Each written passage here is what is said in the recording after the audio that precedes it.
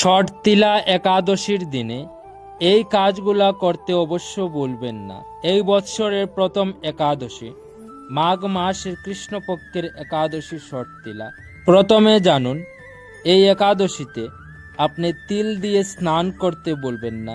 তিল শরীরে ধারণ করবেন, তিল বা তিলের তেল ধারণ করতে পারেন।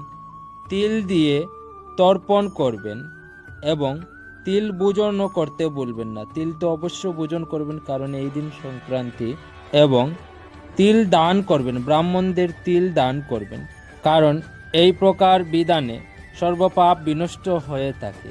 এবং ওই তিল দানের ফলে পুনরায় যে তিল উৎপন্ন হয় তত বছর ধরে দানকারী ব্যক্তি যে দান করবে সে স্বর্গলোকে বাস করবে।